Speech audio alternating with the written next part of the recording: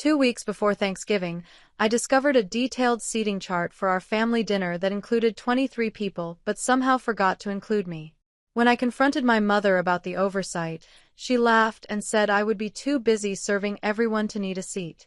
So I decided to make my own announcement that would give our family gathering something they would never forget.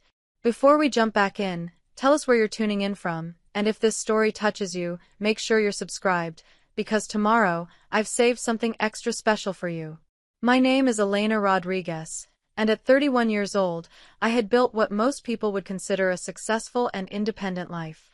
I worked as a regional marketing director for a sustainable energy company based in Portland, Oregon, earning a salary that allowed me to own a beautiful craftsman-style home in the Alberta district, complete with a garden that I had spent 3 years cultivating into a small urban oasis.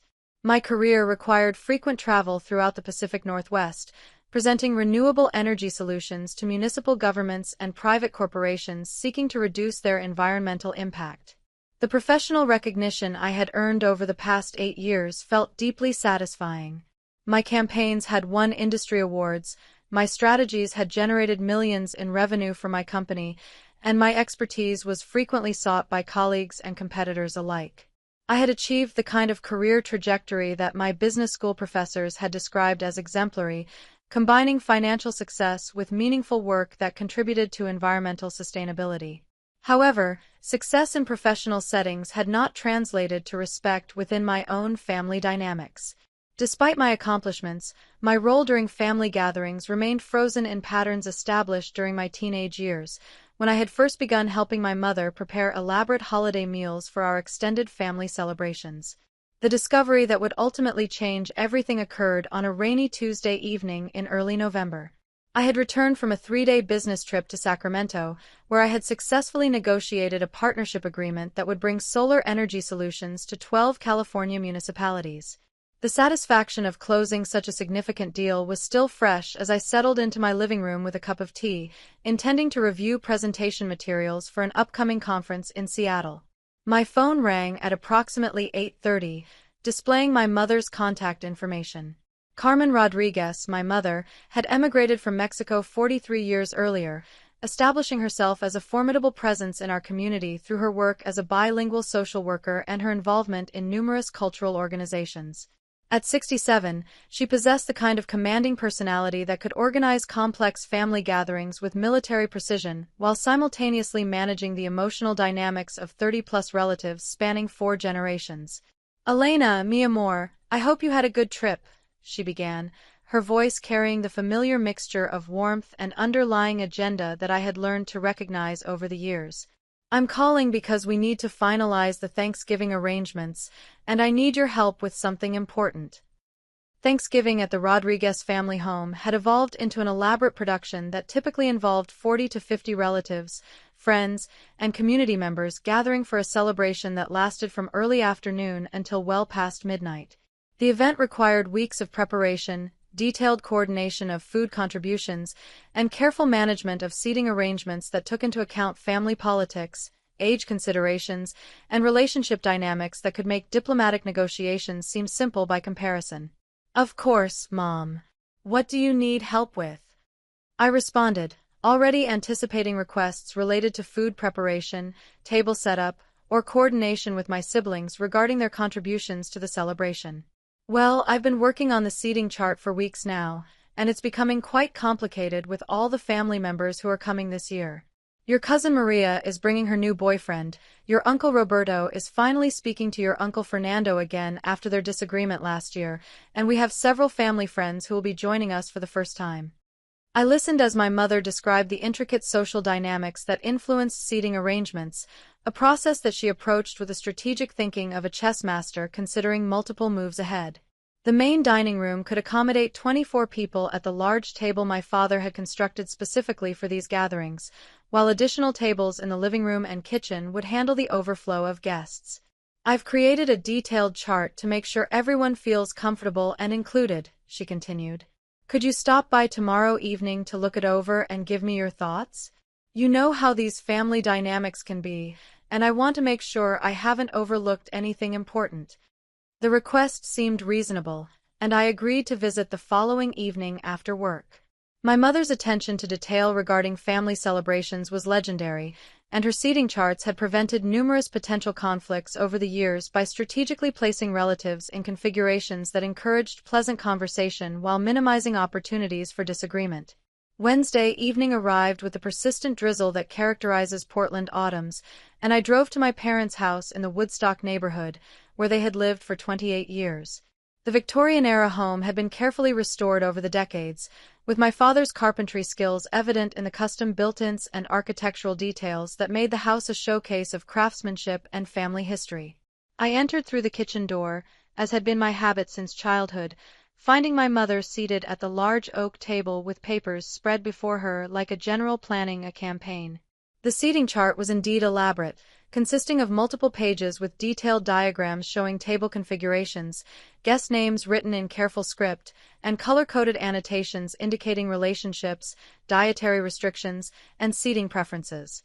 "Elena, perfect timing," my mother said, looking up from her work with obvious satisfaction. "I think I've finally solved the puzzle of where to place everyone. Come look at this and tell me what you think."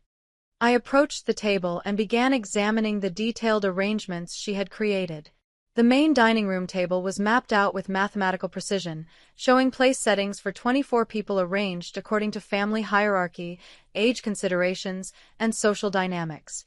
The chart included my grandparents at the head of the table, my parents and their siblings in positions of honor, and various cousins, their spouses, and children distributed throughout the remaining seats. As I studied the diagrams more carefully, reviewing the names and positions marked for each guest, a growing sense of confusion began to replace my initial admiration for my mother's organizational skills. I examined the main table chart twice, then moved to the secondary tables in the living room and kitchen, searching for something that seemed to be missing. "Mom, this is incredibly detailed," I said slowly, continuing to scan the papers before me. "You've really thought through all the relationship dynamics and age considerations." "Thank you, mi amor. It takes hours to work out all the complexities, but it's worth it to ensure everyone has a wonderful time." I picked up each page again, examining every name and position marked on the various tables, feeling increasingly bewildered by what appeared to be an impossible oversight. "Mom, I'm looking through all of these charts, and I might be missing something, but I don't see where I'm supposed to sit." My mother looked up from organizing her papers, her expression shifting from pride in her organizational accomplishment to something that resembled mild surprise, as though I had raised an unexpected question about an obvious matter. "Oh, Elena, well, of course you won't be sitting with everyone else. You'll be too busy serving food, refilling drinks, clearing plates, and making sure everyone has what they need. You know how these family gatherings work. Someone has to coordinate everything during the meal, and you're so good at managing those kinds of details." The words hit me with the force of a physical blow, though my mother delivered them with the casual tone of someone explaining an obvious practical arrangement. I stared at the seating charts spread across the table, representing hours of careful planning that had included space for 23 people while treating my presence as purely functional rather than social. "I don't understand," I said, my voice sounding strangely distant to my own ears. "Are you saying that I'm not eating with the family?" "Of course you'll eat, mi amor. You can grab a plate when things quiet down, or eat in the kitchen while you're preparing the next course. That's how we've always managed these large gatherings. Someone has to take responsibility for making sure everything runs smoothly." I looked again at the elaborate charts, noting the careful attention paid to seating every guest in positions that would maximize their comfort and enjoyment, while my own role had been reduced to invisible service provision. My cousin Maria, who had contributed nothing to family gatherings beyond her presence, had been assigned a prime seat next to my grandmother. My uncle's new girlfriend, whom most of the family had never met, had been given a place of honor at the main table. Even family friends who attended perhaps once every few years had been allocated specific seats that acknowledged their value as guests. But I, who had been contributing to these family celebrations for over 15 years, had been relegated to a purely functional role that required constant movement and prevented participation in the conversations, traditions, and bonding experiences that made these gatherings meaningful. "Mom, when you say, 'That's how we've always managed these gatherings,' Who exactly is we? Because I've been the one handling most of the serving and coordination for years now, and I don't remember making a conscious decision to exclude myself from actually participating in the family celebration. My mother's expression shifted to one of mild irritation, as though I was being unnecessarily difficult about practical arrangements that any reasonable person would understand and accept. Elena, you're being dramatic about this. Someone has to take care of the logistics during these events. Your sister Patricia has small children to manage, so she can't be running back and forth to the kitchen. Your brother Miguel lives too far away and only visits a few times a year, so we want him to be able to relax and enjoy time with everyone. Your cousins have their own families and responsibilities. Preparing and narrating this story took us a lot of time, so if you are enjoying it, subscribe to our channel, it means a lot to us. Now back to the story. I listened to this explanation, noting how it systematically excluded me from the categories of people whose time and comfort deserved protection during family gatherings. According to this logic, my lack of small children, my geographic proximity, and my frequent family visits had disqualified me from consideration as someone whose enjoyment of the celebration mattered. What about my time and comfort, Mom? What about my ability to relax and enjoy time with everyone? You can enjoy yourself while you're helping. You've always been so capable and organized, and you genuinely seem to enjoy taking care of people. This is just playing to your strengths. The conversation was revealing assumptions about my role within the family that had apparently been developing for years without my conscious awareness or explicit agreement.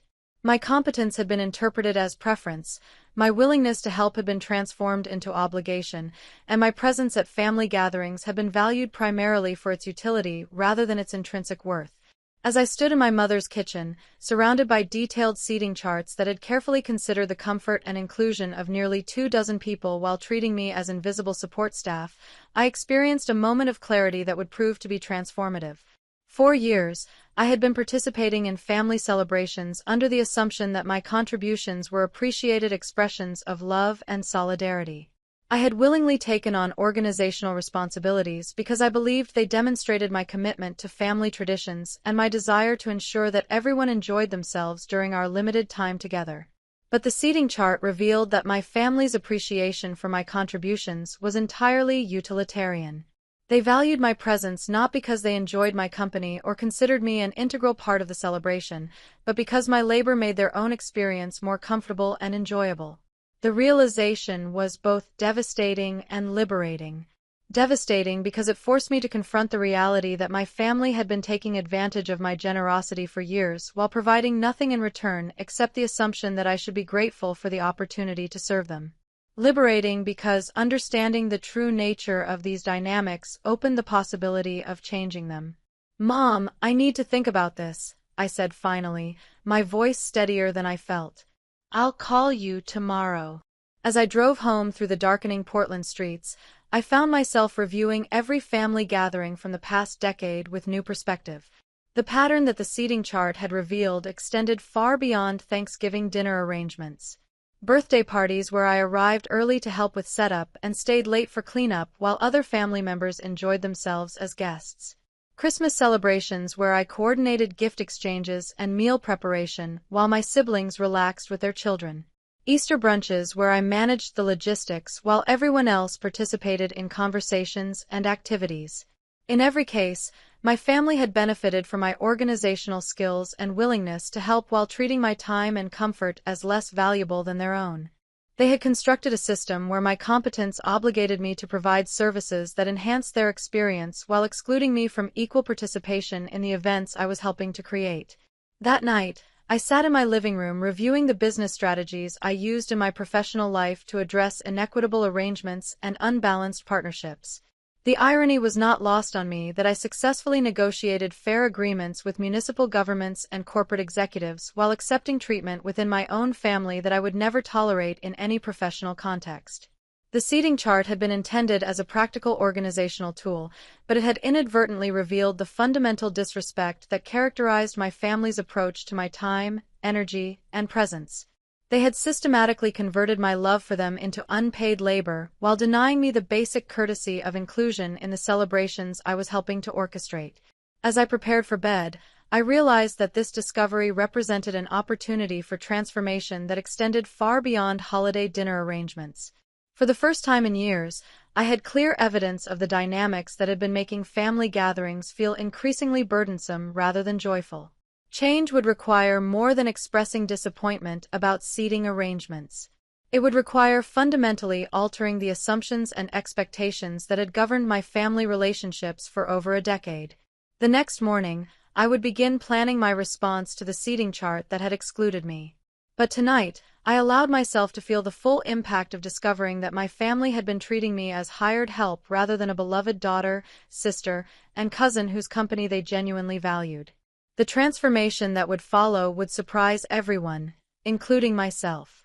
The morning following my discovery of the seating chart brought an unusual clarity to my understanding of family dynamics that had been developing for over a decade.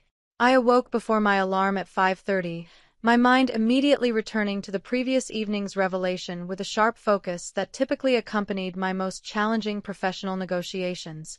The difference was that this time, the inequitable arrangement I needed to address existed within my own family structure rather than in a corporate boardroom.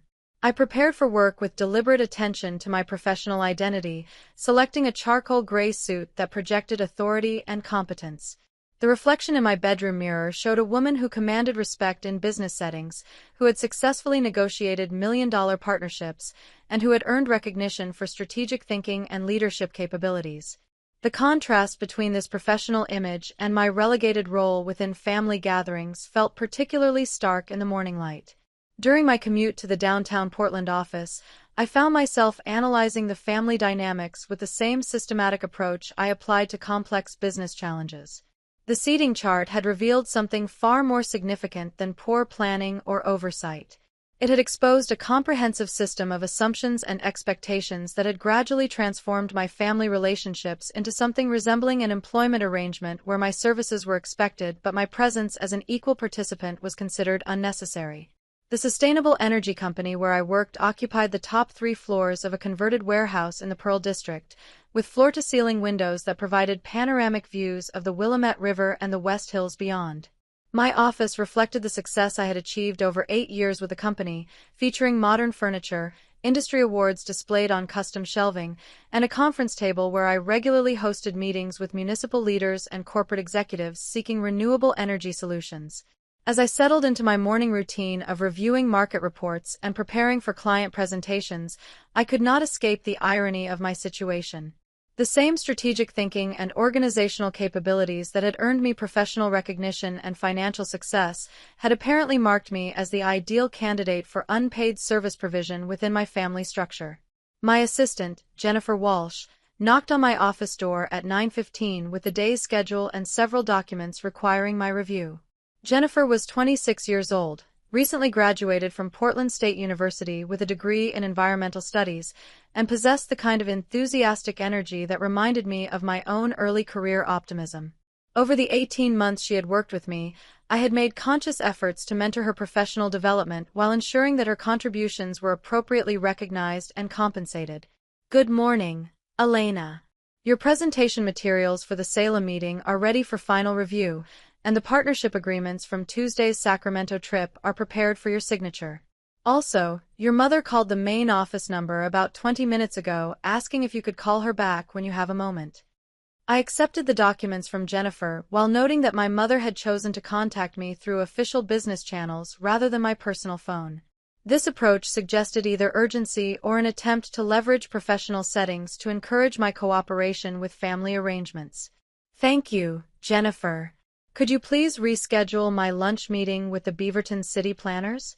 I need to handle some personal matters this afternoon." After Jennifer left my office, I spent several minutes reviewing the Sacramento partnership agreements that represented one of my most significant professional accomplishments of the year. The contracts detailed precise terms for service provision, compensation structures, performance expectations, and mutual obligations that protected both parties while ensuring fair value exchange. The legal language reflected months of careful negotiation to establish arrangements that respected the interests and contributions of all stakeholders involved. The contrast with my family relationships was unmistakable. Within professional contexts, my time and expertise were valued assets that commanded appropriate compensation and respectful treatment.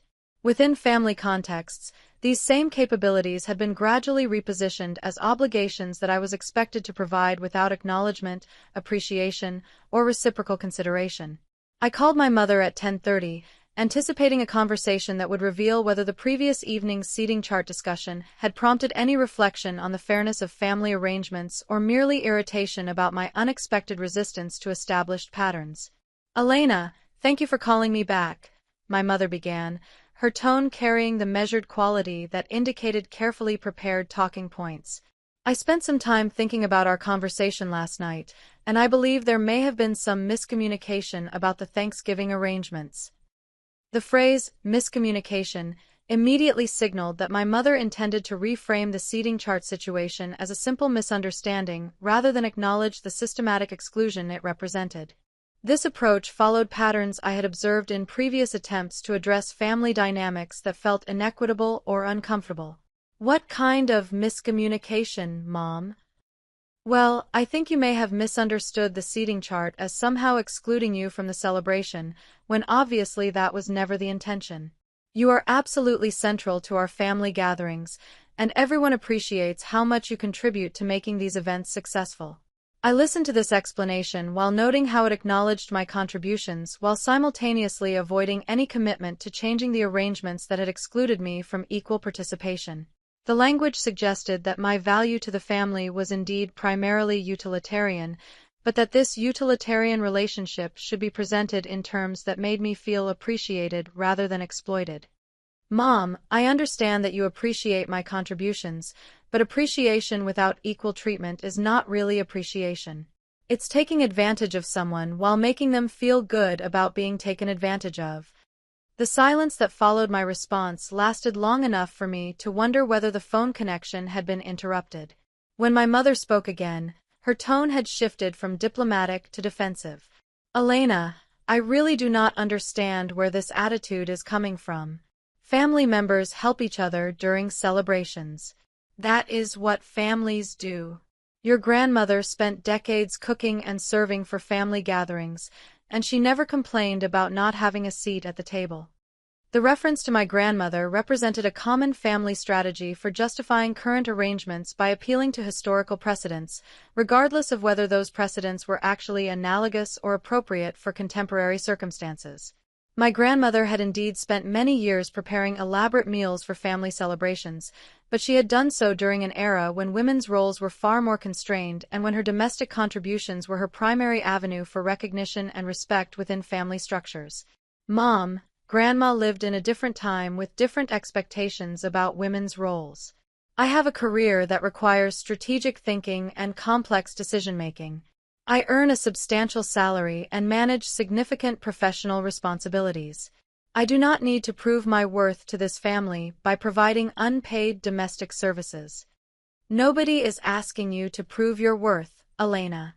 We are asking you to be a contributing member of the family during important celebrations. But everyone else gets to contribute by simply showing up and enjoying themselves, while I am expected to contribute by working throughout the entire event. How is that equal treatment?" The conversation continued for another 15 minutes, with my mother employing various rhetorical strategies to justify existing arrangements while avoiding direct acknowledgement of their inequity. She emphasized my capabilities and organizational skills, suggested that my contributions were expressions of love rather than labor, and implied that my resistance to traditional family roles reflected selfishness rather than legitimate concerns about fairness. By the conclusion of our phone call, it had become clear that my mother had no intention of modifying Thanksgiving arrangements or acknowledging that the seating chart represented anything more than practical logistics. Her primary goal appeared to be convincing me to accept my designated role while feeling positively about the family dynamics that had excluded me from equal participation. After ending the call, I spent the remainder of the morning analyzing the conversation with the same critical thinking skills I applied to challenging business negotiations. My mother's responses had revealed several important insights about family dynamics that I had not previously recognized or articulated clearly. First, my family had indeed constructed a system where my professional capabilities obligated me to provide services that enhanced other people's experiences while excluding me from equal enjoyment of family celebrations. This arrangement had been presented as natural and appropriate, rather than as the result of conscious choices about how to distribute responsibilities and privileges within family gatherings. Second, any resistance to these arrangements was immediately reframed as selfishness, ingratitude, or failure to understand family values, rather than as legitimate concerns about fairness and reciprocity. This rhetorical strategy effectively discouraged questioning of established patterns while maintaining the appearance of family harmony and shared values. Third, the family had developed elaborate justifications for treating my time and energy as less valuable than other family members' time and energy, based primarily on circumstances such as my geographic proximity, my lack of small children, and my demonstrated competence in organizational tasks. These justifications created the appearance of logical decision-making while obscuring the fundamental inequity of expecting one person to subsidize everyone else's enjoyment through unpaid labor. During my lunch break, I decided to visit Pioneer Courthouse Square, the downtown Portland gathering space that locals referred to as the city's living room. The square was busy with office workers enjoying the brief November sunshine, street musicians performing for lunch hour crowds, and tourists photographing the distinctive architecture that surrounded the urban plaza. I found an empty bench facing the fountain and spent several minutes observing the interactions around me. Groups of colleagues shared lunch conversations as equals, with no apparent expectation that one person should serve the others while forgoing their own meal. Friends met for coffee and conversation, with each person contributing to the social exchange through their presence and participation rather than through service provision. Even strangers maintained basic courtesies about personal space, time, and autonomy that my own family seemed unable or unwilling to extend to me. The observation reinforced my growing understanding that the treatment I had been accepting within family contexts violated basic principles of respect and reciprocity that I would never tolerate in any other relationship. Professional colleagues, casual acquaintances, and complete strangers consistently demonstrated more consideration for my time and preferences than my own family members had shown during years of holiday celebrations.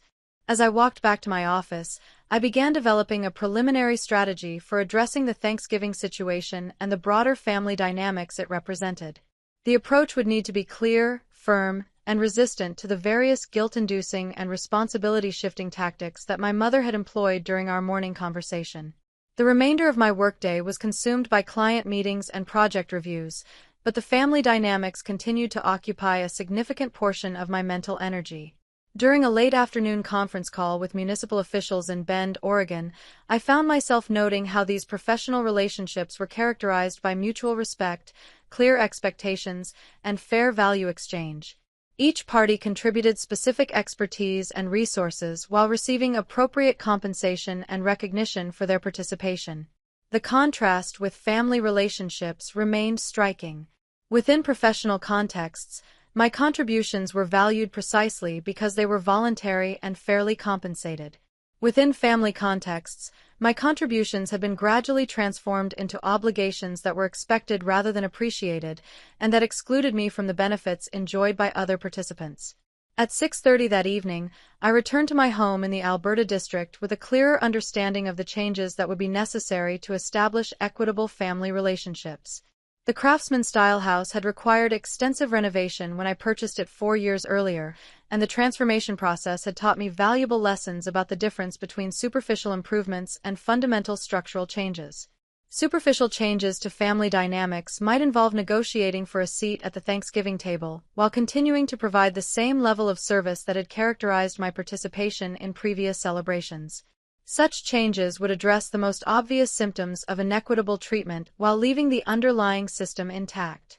Fundamental changes would require establishing entirely new expectations about my role within family gatherings, my obligations to provide unpaid services, and the level of reciprocity I would accept from family members who had benefited from my contributions for over a decade.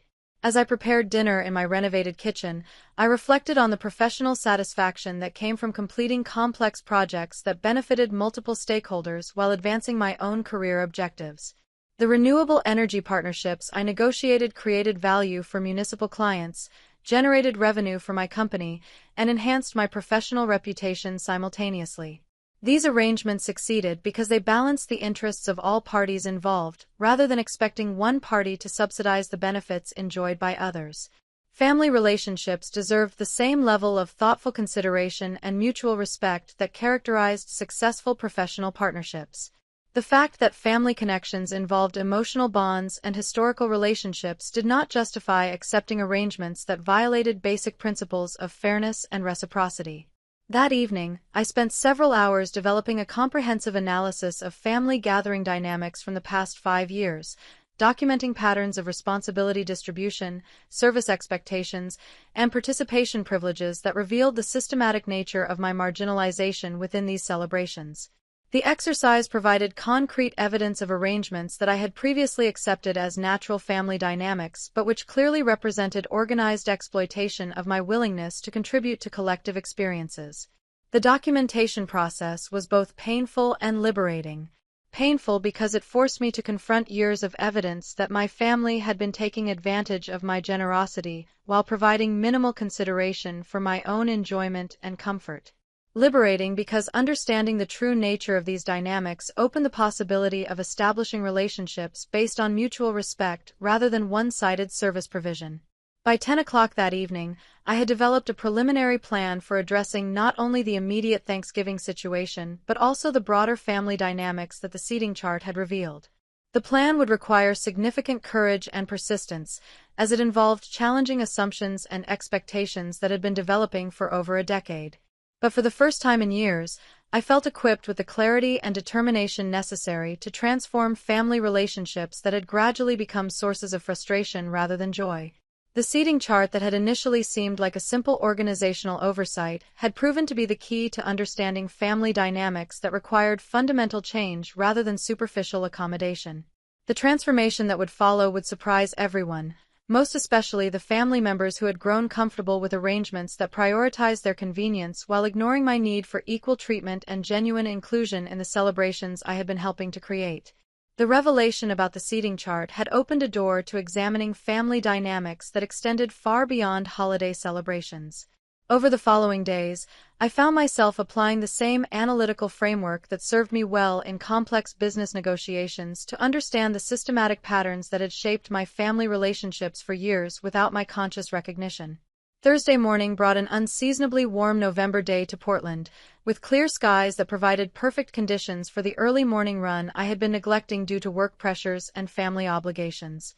As I followed my usual route through the tree-lined streets of the Alberta district, I reflected on the previous evening's phone conversation with my sister Patricia, a discussion that had provided additional insight into the family dynamics I was beginning to understand more clearly. Patricia Rodriguez-Jan lived in Beaverton with her husband David and their 2 children, 8-year-old Sophia and 5-year-old Marcus.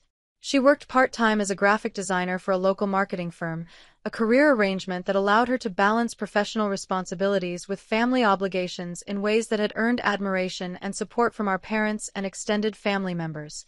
During our conversation the previous evening, Patricia had called to discuss Thanksgiving preparations and coordinate the food contributions that various family members would provide for the celebration. The conversation had begun with routine logistics about timing, menu planning, and guest accommodations, but had gradually revealed assumptions about role distribution that aligned perfectly with the exclusionary patterns I had discovered in the seating chart. "Elena, I know Mom has probably talked to you about the Thanksgiving arrangements," Patricia had begun, her tone carrying the careful quality that suggested awareness of potential complications. "I wanted to check with you about the timing for food preparation on Thursday morning." The reference to food preparation immediately indicated that Patricia, like our mother, assumed my participation in Thanksgiving would be primarily focused on service provision rather than celebration attendance. This assumption had been embedded so naturally in her language that she appeared unaware of its implications for my status within family gatherings. "What kind of coordination did you have in mind?" I had asked, curious to understand how Patricia perceived my role in upcoming celebrations. "Well, David and I will arrive around noon with the children, and I was hoping you could handle the early morning preparation work that needs to be done before guests start arriving." You know how chaotic things get once everyone shows up, and you are so much better at managing the kitchen logistics than anyone else in the family. I had listened to this explanation while noting the implicit assumptions it contained about responsibility distribution, time allocation, and the relative value of different family members' participation in holiday celebrations. According to Patricia's framework, her time with our parents and extended family was sufficiently valuable to justify my spending the morning in isolated food preparation work that would prevent my own participation in the social interactions that made family gatherings meaningful. Patricia, when you say I am better at managing kitchen logistics, are you referring to actual superior capabilities, or are you referring to the fact that I have been handling these responsibilities for years while everyone else enjoyed the social aspects of family gatherings? The question had generated a long pause, followed by a response that revealed the same defensive patterns I had encountered during my conversation with our mother earlier in the week. Elena, I think you might be overthinking this situation. We all contribute to family celebrations in different ways. I bring homemade desserts that take hours to prepare, David helps with setup and cleanup, and the children bring joy and energy that everyone loves. You contribute your organizational skills and your ability to coordinate complex logistics. Each person plays to their strengths. This explanation had employed the familiar rhetoric of differential contribution that obscured the fundamental inequity of expecting one person to provide services that enabled everyone else's enjoyment while excluding that person from equal participation in the celebration itself. The language of playing to strengths masked arrangements that systematically privileged some family members' time and comfort while treating others' time and comfort as expendable resources. But Patricia, your contributions allow you to participate fully in family celebrations, while my contributions prevent me from participating fully in family celebrations. How is that an equitable arrangement? You do participate fully. You are involved in every aspect of the celebration, and everyone appreciates how much you do to make these events successful. The conversation had continued for another 20 minutes, with Patricia employing various strategies to justify existing arrangements while avoiding acknowledgement of their inequitable nature. She had emphasized the importance of family harmony, suggested that my concerns reflected unrealistic expectations about holiday logistics, and implied that questioning established role distributions demonstrated selfishness rather than legitimate pursuit of fair treatment. As I completed my morning run and returned to my home to prepare for another day of professional responsibilities, I reflected on how both my mother and my sister had responded to my concerns with remarkably similar defensive patterns. Neither had demonstrated genuine curiosity about my experience of family gatherings or showed willingness to consider modifications that might address the inequities I had identified. Instead, both had immediately shifted to justification strategies that reframed exploitation as contribution, inequality as role differentiation, and my objections as character flaws rather than reasonable responses to unfair treatment. These patterns suggested that the exclusionary dynamics revealed by the seating chart were not accidental oversights but rather systematic arrangements that served the interests of multiple family members who had grown comfortable with benefits subsidized by my unpaid labor. The drive to my downtown office provided additional time for reflection on family dynamics that extended far beyond holiday celebrations. During the past several months, I had been noticing increased frequency of requests for assistance that followed patterns similar to those governing Thanksgiving arrangements. Family members contacted me for help with various challenges while demonstrating no reciprocal interest in providing assistance when I faced difficulties or needed support. 3 weeks earlier, my cousin Maria had called requesting help with job search strategies after her position in retail management had been eliminated due to company restructuring. I had spent 2 hours on a Saturday afternoon reviewing her resume, providing recommendations for networking approaches, and sharing contacts within the sustainable energy sector who might offer relevant opportunities. The conversation had concluded with Maria expressing gratitude for my assistance and promising to stay in touch about her job search progress. However, when I had mentioned during that same conversation that I was considering a significant career transition that would involve relocating to Seattle to accept a senior director position with a larger renewable energy firm, Maria had shown minimal interest in discussing my professional development or offering any form of support or encouragement for my decision-making process. The asymmetrical nature of this interaction reflected broader patterns in family relationships where my expertise and resources were readily available for others' benefit while my own needs for guidance, support, or assistance were either overlooked or considered less important than the convenience of accessing my professional capabilities. Similar patterns had emerged during the previous month when my uncle Roberto had requested assistance with financial planning for his retirement. Roberto worked as a municipal maintenance supervisor and had accumulated modest savings over 30 years of employment, but lacked experience with investment strategies or retirement planning concepts that would help him maximize his financial security during his later years. I had dedicated an entire Sunday afternoon to reviewing his financial situation, explaining investment principles, and helping him develop a comprehensive retirement planning strategy that would significantly enhance his long-term financial prospects. The consultation had provided Roberto with valuable guidance that would likely save him thousands of dollars in fees while improving his retirement outcomes substantially. Yet when I had mentioned during our financial planning session that I was experiencing stress related to balancing demanding professional responsibilities with family expectations, Roberto had offered only superficial acknowledgement of my concerns without demonstrating genuine interest in understanding my situation or providing any form of emotional support or practical assistance. These examples illustrated how family members had learned to view my capabilities as resources available for their consumption while treating my own needs for support, guidance, or assistance as secondary considerations that did not warrant equivalent attention or effort on their part. The pattern had become so normalized within family dynamics that I suspected most family members were unaware of the systematic imbalance that characterized our relationships. They had grown accustomed to receiving valuable services and expertise from me while providing minimal reciprocal support, and this arrangement had been sustained for so long that it appeared natural rather than deliberately exploitative. During my lunch break, I decided to walk through the Portland Art Museum, seeking the kind of reflective environment that often helped me develop clarity about complex professional challenges. The museum was hosting an exhibition of contemporary Pacific Northwest artists whose work explored themes of identity, community, and social change through various media including painting, sculpture, and mixed media installations. One particular piece captured my attention and provided unexpected insight into my family situation. The artwork consisted of a large-scale photograph showing a dinner table set for 12 people, with 11 place settings featuring elegant china, crystal glasses, and silver utensils, while the 12th position contained only cleaning supplies and an apron. The title of the piece was The Invisible Guest, and the accompanying description explained that the artist intended to explore how service providers often become invisible within social settings despite their essential contributions to group experiences.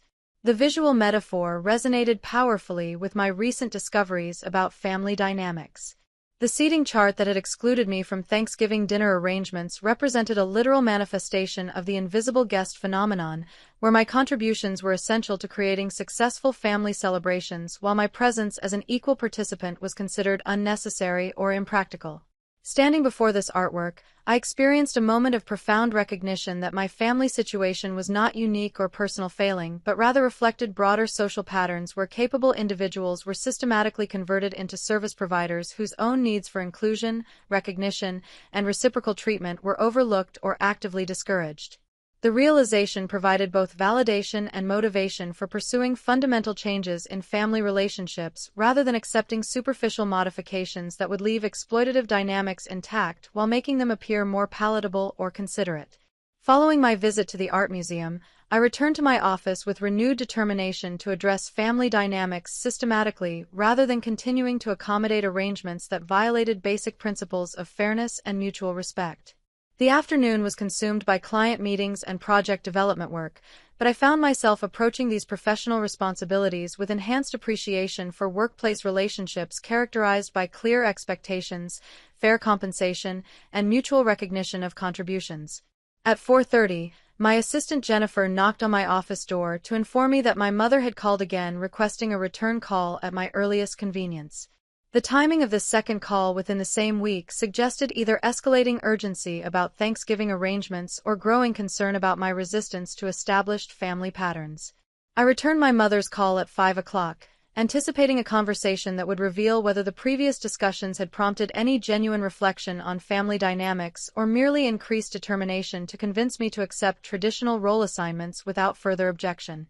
"Elena, thank you for calling me back," my mother began, her tone carrying a mixture of warmth and underlying tension that indicated careful preparation for a potentially difficult conversation. I have been thinking more about our discussions this week, and I believe it would be helpful for us to meet in person to talk through the Thanksgiving arrangements. The request for an in-person meeting suggested that my mother recognized the inadequacy of phone conversations for addressing the issues I had raised about family dynamics and holiday participation.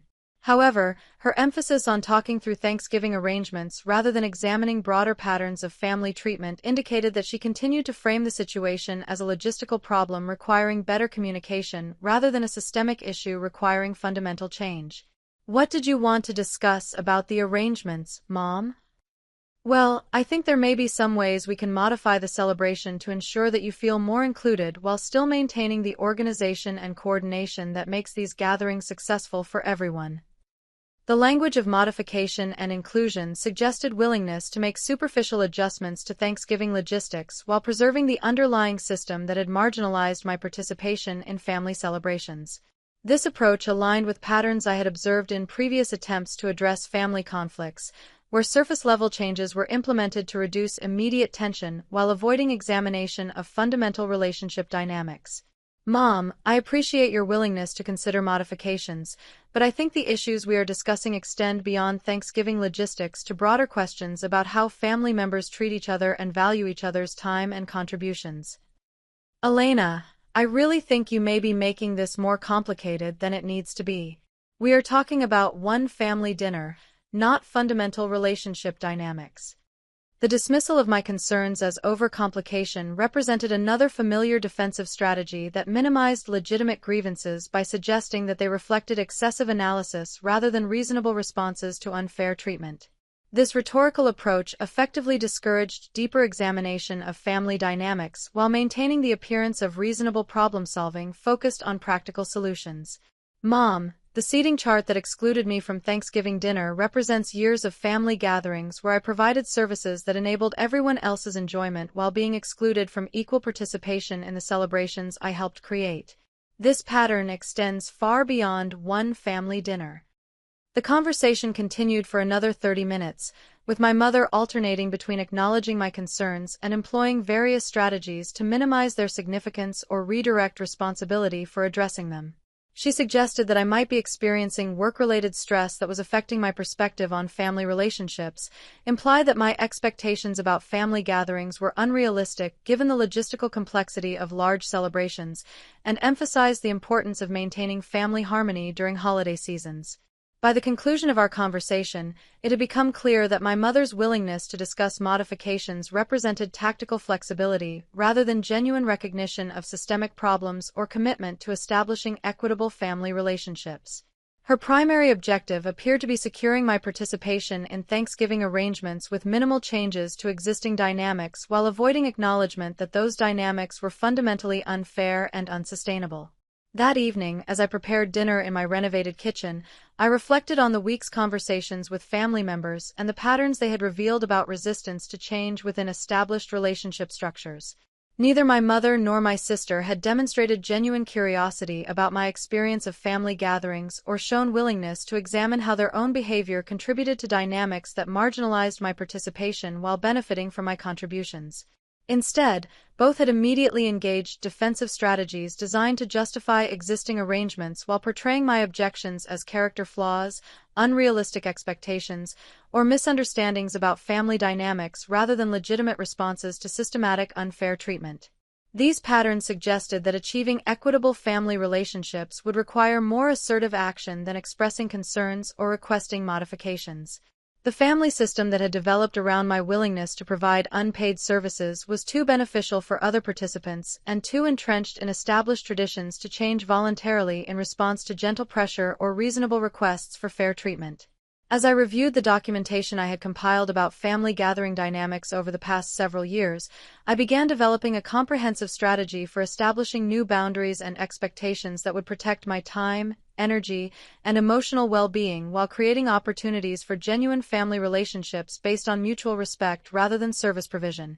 The transformation that would be necessary would require significant courage and persistence, but for the first time in years, I felt equipped with sufficient clarity about family dynamics and determination to pursue fundamental change rather than accepting superficial accommodations that would preserve exploitative patterns while making them appear more considerate or inclusive. The weekend following my conversations with both my mother and sister provided an unexpected opportunity to observe family dynamics from a completely different perspective. On Friday evening, I received an invitation that would prove transformative in understanding how functional family relationships operated compared to the patterns I had been accepting within my own family structure. Rebecca Martinez, a colleague from my renewable energy company, had extended an invitation to join her family for their Saturday evening celebration of her nephew's graduation from Portland State University. Rebecca served as our Director of Municipal Relations and had become a trusted professional ally over the 3 years we had worked together on various client partnerships. Her invitation emerged from a casual conversation about weekend plans during which I had mentioned my growing uncertainty about upcoming family obligations.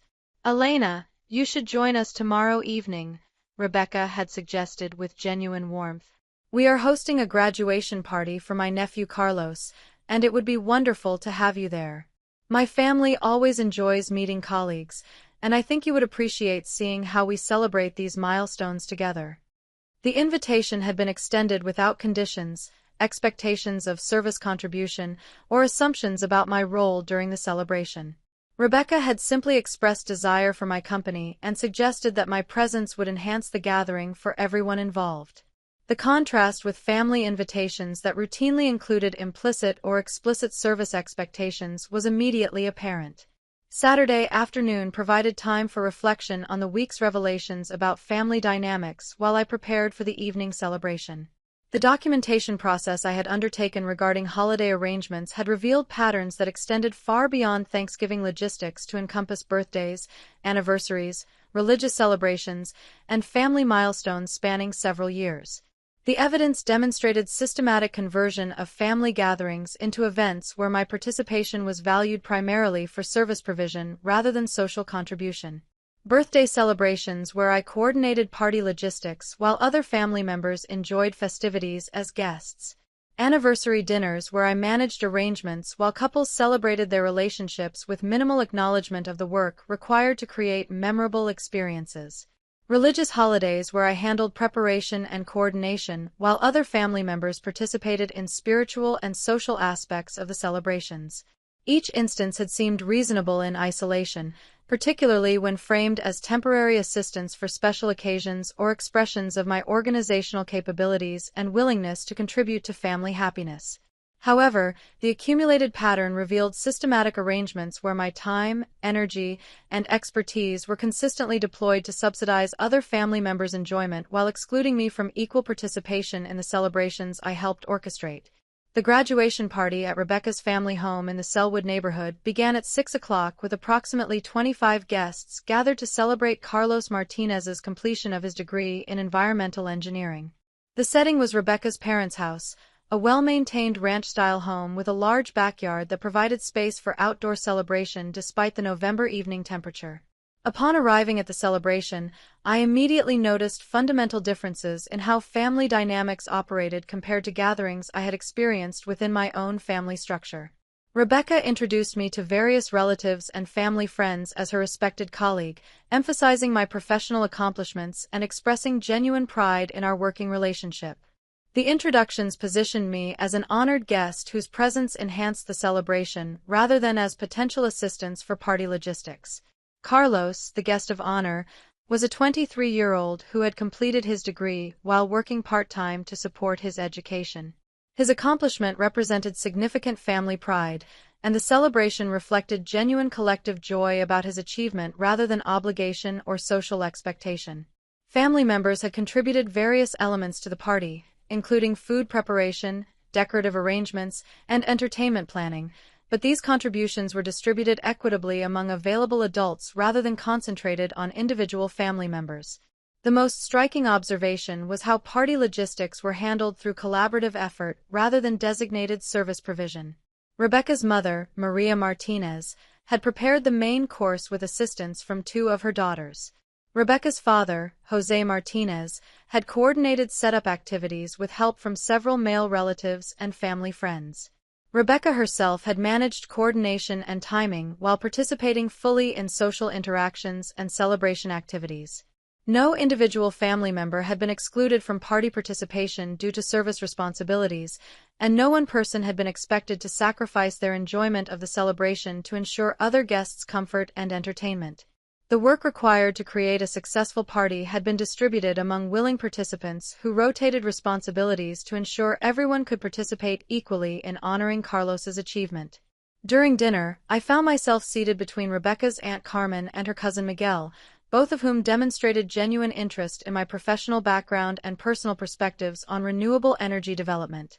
The conversation was engaging and substantive, covering topics ranging from environmental policy to career development strategies.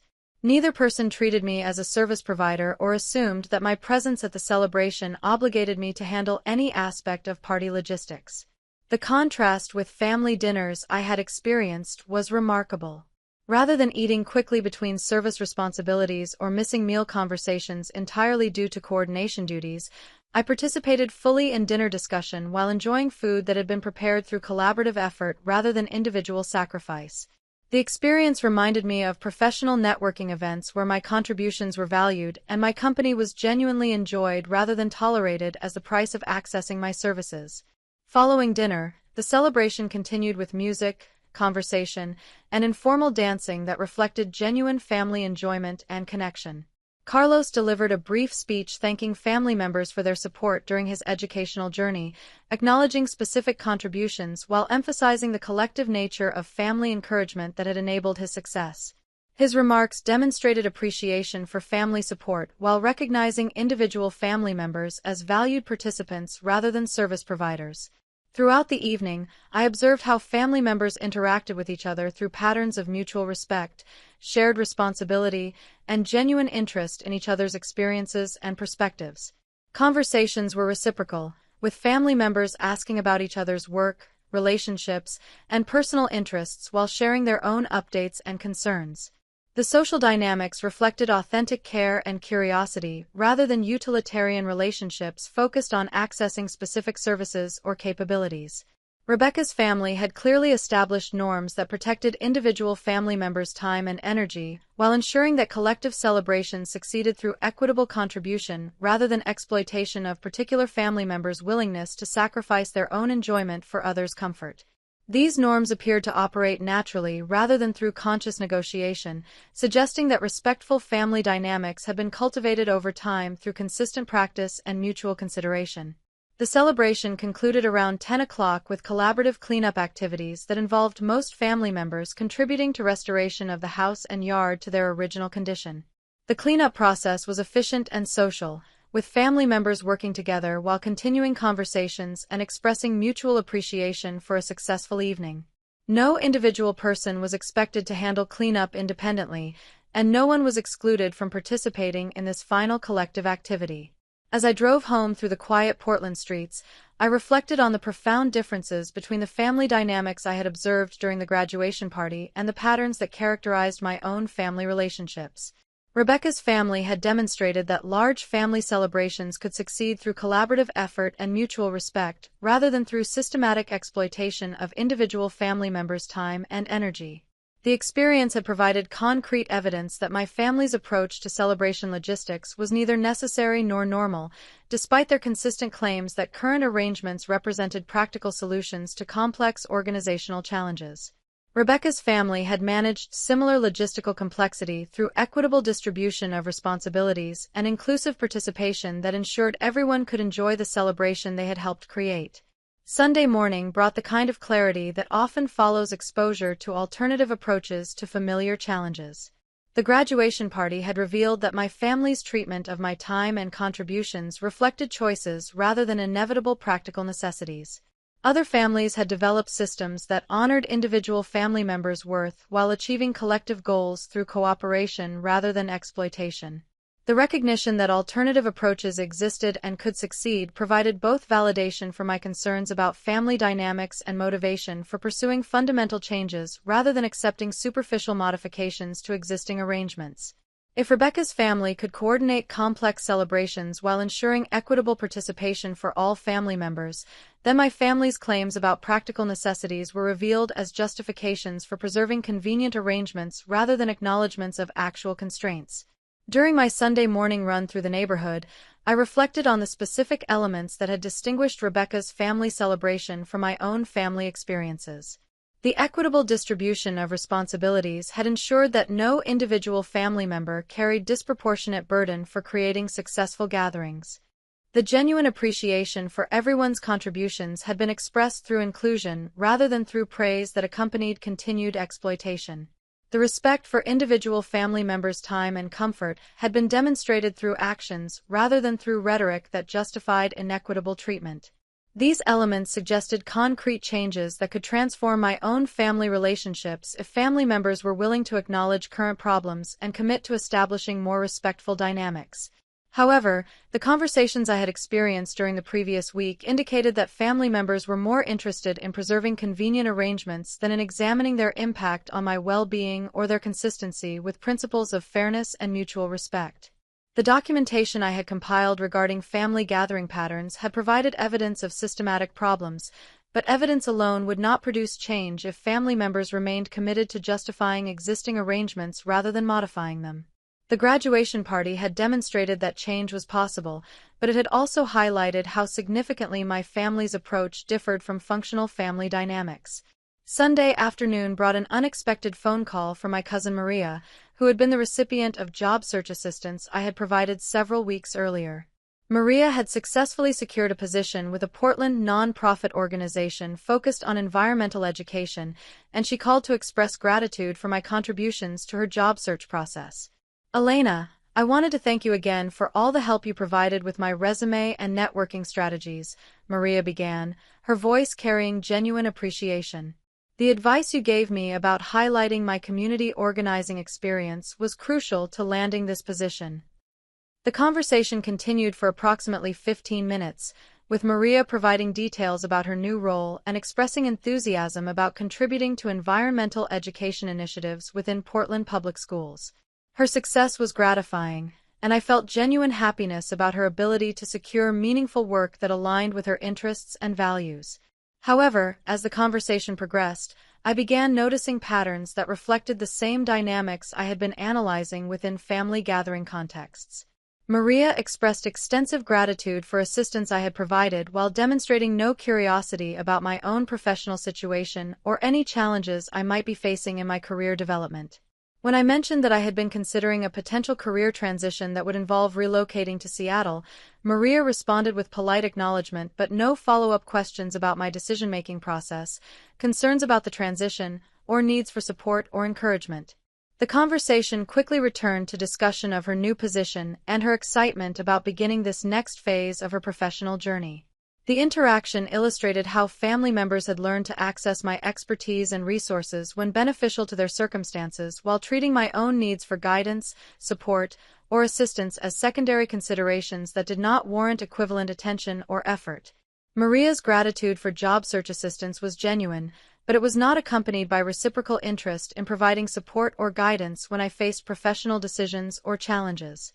This pattern extended beyond Maria to encompass numerous family relationships where my willingness to provide assistance had been converted into expectation of availability without corresponding obligations for family members to offer support when I might benefit from their insights, encouragement, or practical help. The asymmetrical nature of these relationships had become so normalized that family members appeared unaware of the imbalance while continuing to benefit from arrangements that provided them with valuable services without requiring reciprocal contribution.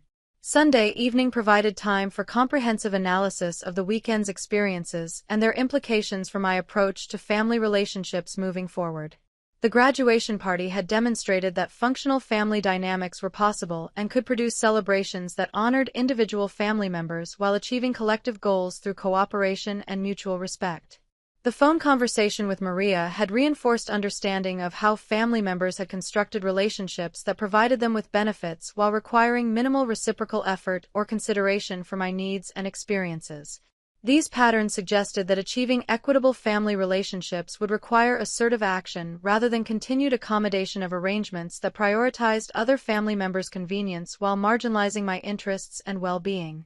The week ahead would provide opportunities to implement changes that reflected my growing understanding of family dynamics and my commitment to establishing relationships based on mutual respect rather than service provision. The seating chart that had excluded me from Thanksgiving dinner had proven to be symbolic of much larger patterns that required systematic address rather than superficial modification. The transformation process that would follow would challenge long-established family assumptions and expectations, but the weekend's experiences had provided both evidence that change was necessary and confidence that alternative approaches could succeed. For the first time in years, I felt equipped with sufficient clarity and determination to pursue fundamental changes in family relationships rather than continuing to accept treatment that violated basic principles of fairness and reciprocal consideration. The following Tuesday brought an unexpected invitation that would provide the most illuminating comparison yet between healthy family dynamics and the exploitative patterns I had been analyzing within my own family structure. During a client meeting focused on renewable energy implementation for Multnomah County facilities, I encountered James Mitchell, a municipal energy coordinator whose professional collaboration had developed into a respected friendship over the past 18 months. James possessed extensive experience in sustainable energy policy development and had proven instrumental in facilitating several significant partnerships between my company and regional government entities.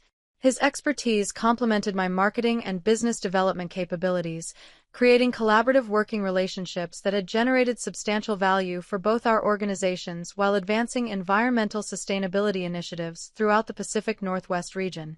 Following the conclusion of our formal meeting regarding solar installation timelines for county buildings, James extended an invitation that would prove transformative in understanding how functional family relationships operated during routine social interactions rather than special celebrations.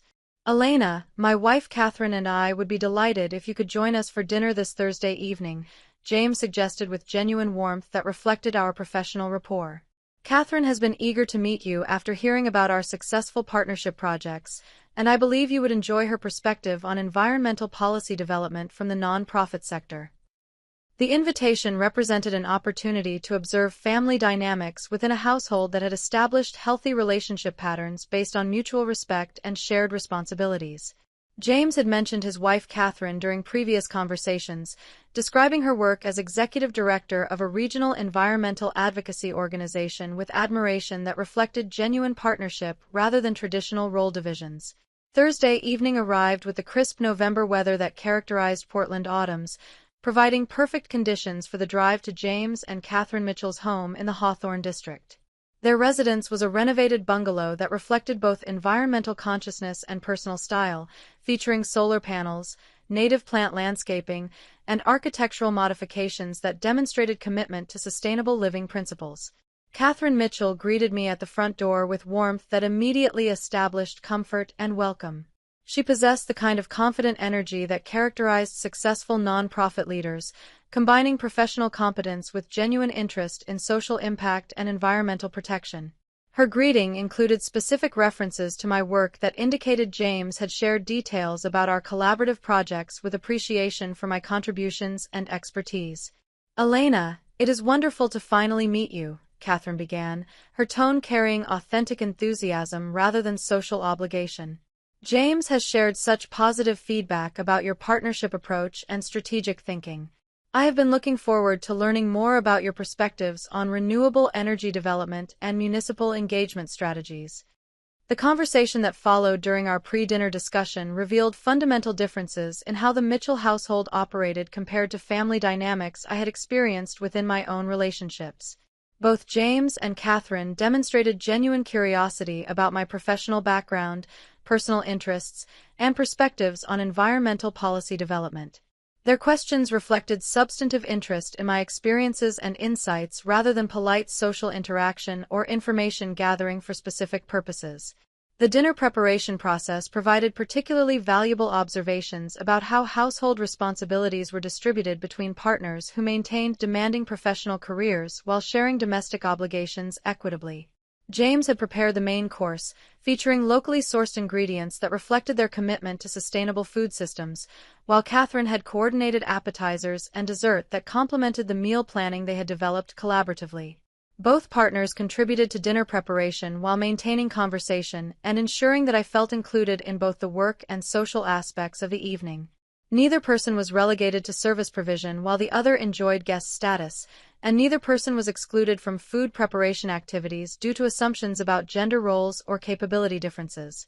The collaborative approach ensured that meal creation became part of the social experience rather than invisible labor that enabled other people's enjoyment. During dinner, the conversation addressed substantive topics including renewable energy policy development, non-profit funding strategies, and environmental advocacy approaches. Both James and Catherine contributed insights from their respective professional experiences while demonstrating genuine interest in my perspectives on municipal partnership development and private sector engagement strategies. The discussion reflected authentic intellectual exchange rather than social obligation or networking opportunity. The most striking observation was how James and Catherine interacted with each other throughout the evening. Their communication reflected genuine partnership characterized by mutual respect, shared decision-making, and collaborative problem-solving approaches. When Catherine mentioned challenges she was facing with funding development for her organization, James provided thoughtful support and practical suggestions while acknowledging her expertise in nonprofit management. When James discussed complex aspects of municipal energy policy, Catherine offered relevant insights from her advocacy experience while recognizing his specialized knowledge in government relations. Neither partner dominated conversation or dismissed the other's contributions, and both demonstrated authentic interest in each other's professional accomplishments and personal perspectives. Their relationship dynamics reflected equality and mutual appreciation rather than traditional role divisions or asymmetrical arrangements where one person's needs and preferences took precedence over the other's interests and well-being. The contrast with family dynamics I had observed within my own relationships was profound. James and Catherine had established household patterns that honored both partners' professional responsibilities while ensuring that domestic obligations were shared equitably rather than assigned based on availability, capability, or traditional expectations about gender roles and family responsibilities. Following dinner, the evening continued with discussion of environmental policy developments and collaborative opportunities between our respective organizations. Catherine expressed genuine interest in potential partnerships between her advocacy organization and my renewable energy company, suggesting specific areas where collaboration might advance shared environmental goals while benefiting both organizations professionally. The conversation reflected the kind of strategic thinking and mutual benefit analysis that characterized successful business relationships, but applied to personal and social contexts where genuine collaboration could create value for all participants rather than requiring sacrifice from some individuals to benefit others. The approach demonstrated how relationship dynamics could honor individual capabilities and interests while achieving collective goals through cooperation rather than exploitation. James and Catherine's household management approached cleaning and organizing activities with the same collaborative spirit that had characterized dinner preparation. Both partners contributed to restoring their home to its original condition while maintaining conversation and ensuring that no individual person carried disproportionate responsibility for domestic maintenance. The process was efficient and social, reflecting established patterns of shared responsibility rather than negotiated agreements or temporary accommodation of special circumstances. As the evening concluded around 9:30, I reflected on how fundamentally different the relationship dynamics had been compared to family interactions I had experienced within my own social contexts. James and Catherine had demonstrated that household partnerships could operate through principles of mutual respect, shared responsibility, and genuine collaboration rather than through traditional role assignments or utilitarian arrangements where some individuals provided services while others enjoyed benefits. The drive home through quiet Portland neighborhoods provided time for analysis of the evening's observations and their implications for understanding my own family relationship patterns. The Mitchell household had illustrated that healthy relationship dynamics were possible between individuals who maintained demanding professional responsibilities while sharing domestic obligations equitably and supporting each other's personal and professional development goals. The experience had provided concrete evidence that my family's approach to responsibility distribution and service expectations reflected choices rather than practical necessities or inevitable consequences of complex household management requirements. James and Catherine had managed similar complexity through collaborative approaches that ensured both partners could participate equally in household maintenance while pursuing their individual professional and personal interests without sacrificing their well-being for their partner's convenience. Friday morning brought renewed clarity about the fundamental differences between functional relationship dynamics and the exploitative patterns that characterized my family interactions. The documentation I had compiled regarding family gathering arrangements had revealed systematic conversion of my willingness to contribute into expectations of service provision, but the evening with James and Catherine had demonstrated alternative approaches that honored individual contributions while ensuring equitable participation in shared responsibilities. During my morning preparation for work, I reflected on specific elements that had distinguished the Mitchell household dynamics from family patterns I had been experiencing within my own relationships. The genuine appreciation for individual capabilities had been expressed through inclusion and collaboration rather than through exploitation and service expectations. The respect for each person's time and professional obligations had been demonstrated through equitable distribution of domestic responsibilities, rather than through assumptions that some individuals' time was more valuable than others' time and energy. The collaborative approach to household management had ensured that both partners could participate fully in social interactions while contributing to necessary domestic activities, rather than requiring one person to sacrifice social participation to enable the other person's enjoyment and comfort. These elements suggested concrete principles that could guide transformation of my own family relationships if family members were willing to examine current dynamics and commit to establishing more respectful and equitable arrangements. The workday provided time for continued reflection on the implications of observing functional relationship dynamics compared to the patterns I had been analyzing within my family structure. Client meetings and project development activities proceeded with their usual complexity and strategic requirements, but I found myself approaching professional relationships with enhanced appreciation for the mutual respect and collaborative problem-solving that characterized successful business partnerships. The renewable energy sector required extensive collaboration between diverse stakeholders, including municipal officials, private investors, environmental advocates, and community leaders. These partnerships succeeded when all participants contributed their expertise while receiving appropriate recognition and compensation for their involvement. Projects failed when some participants were expected to provide services without receiving equitable benefits, or when power dynamics created arrangements where some stakeholders' interests took precedence over others' legitimate needs and concerns. The professional principles that govern successful renewable energy partnerships directly contradicted the family dynamics that had been developing within my personal relationships over the past several years. Family members had learned to access my expertise and resources while providing minimal reciprocal support or consideration for my interests and well-being. The arrangements had been sustained through rhetoric about family obligation and natural role distribution that obscured their fundamentally exploitative nature. Friday afternoon brought a phone call from my brother Miguel, who lived in Sacramento and maintained limited contact with Portland-area family members due to geographic distance and demanding professional responsibilities as a software development manager for a technology company. Miguel called approximately once per month to maintain family connections and coordinate his participation in major family celebrations, including holidays and significant birthdays. The conversation began with routine updates about Miguel's work projects and personal activities, but gradually shifted to discussion of Thanksgiving arrangements and family gathering logistics.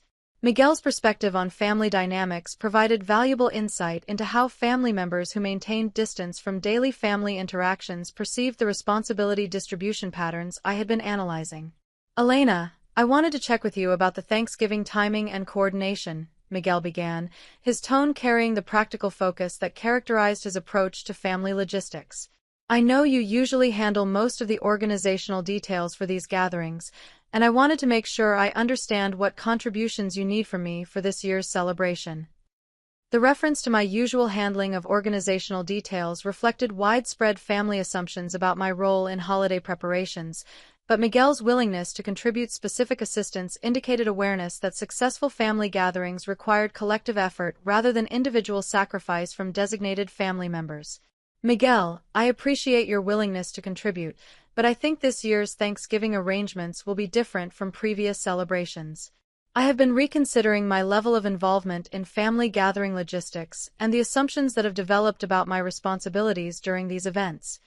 The explanation generated several minutes of discussion about family dynamics and responsibility distribution patterns that had characterized holiday celebrations over the past several years.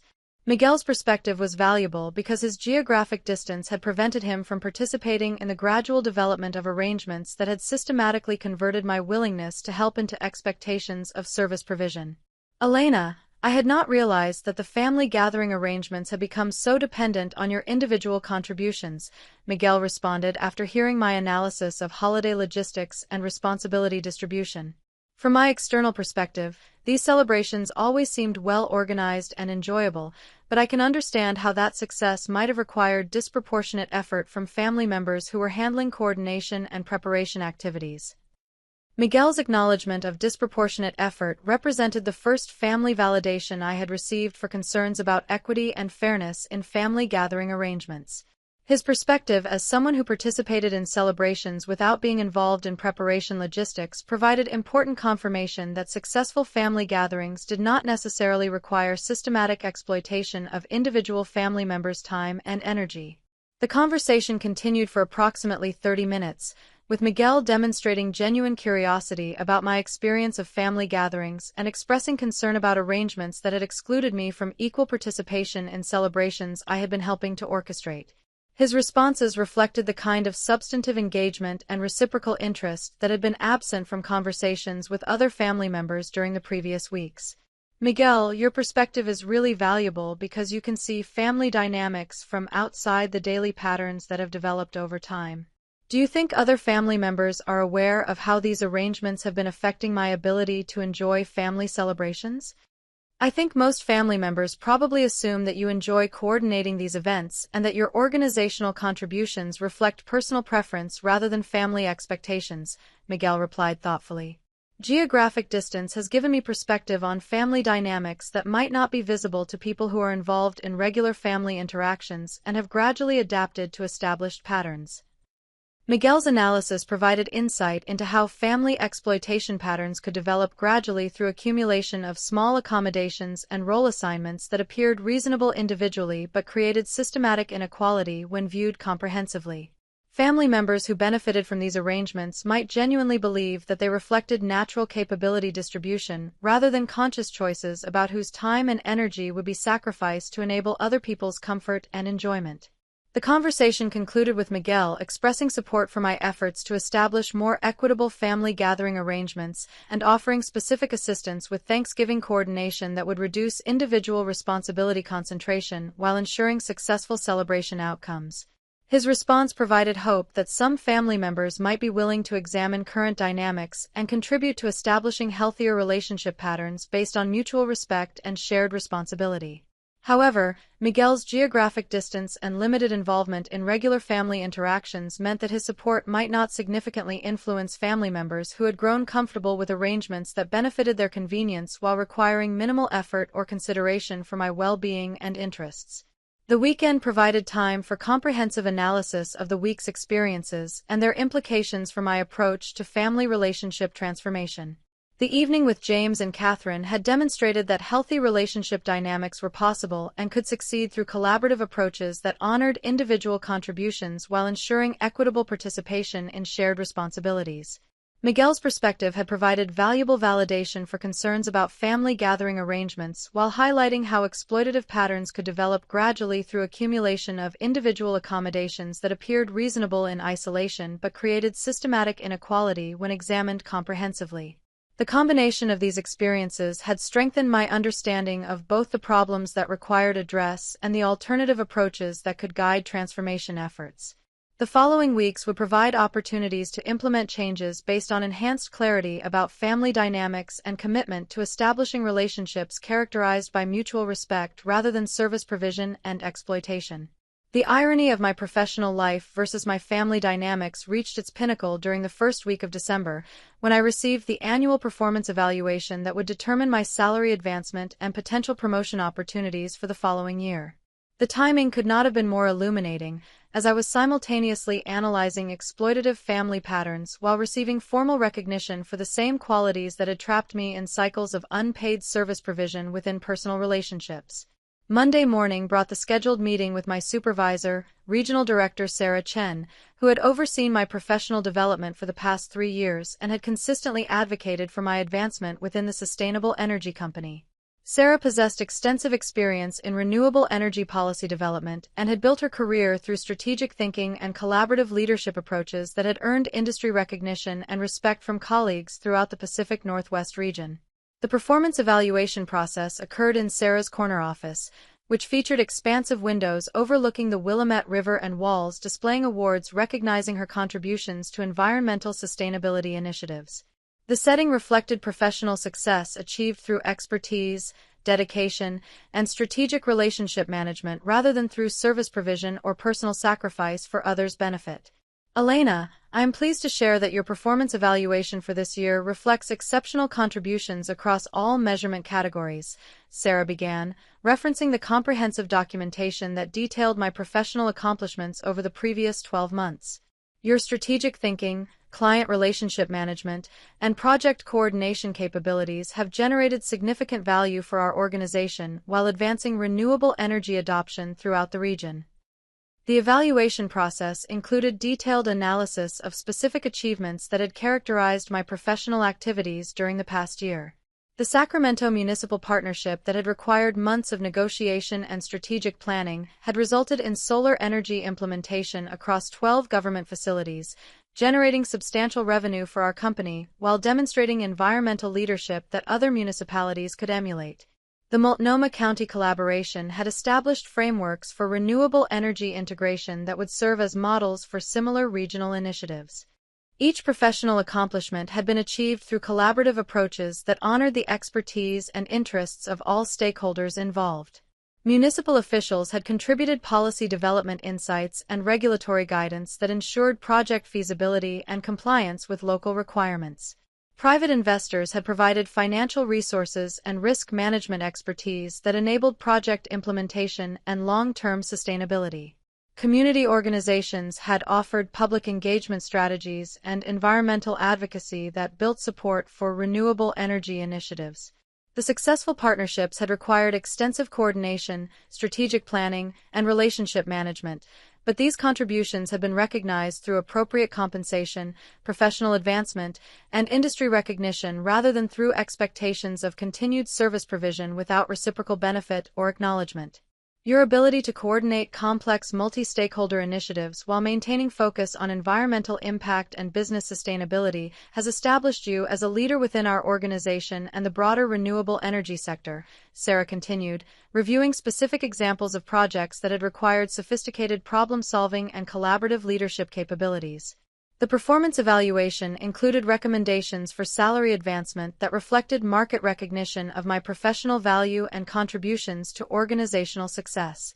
The compensation increase acknowledged the expertise I had developed and the results I had generated rather than treating my capabilities as obligations that should be provided without appropriate recognition or fair market compensation. Elena, I am also pleased to recommend you for promotion to Senior Regional Director, a position that would involve oversight of renewable energy development across the entire Pacific Northwest region, Sarah announced, presenting an opportunity that represented significant career advancement and expanded professional responsibilities.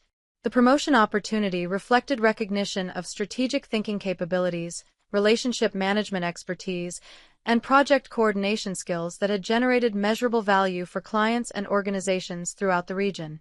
The advancement would provide increased compensation, enhanced professional status, and expanded influence over environmental sustainability initiatives that aligned with my personal values and long-term career objectives.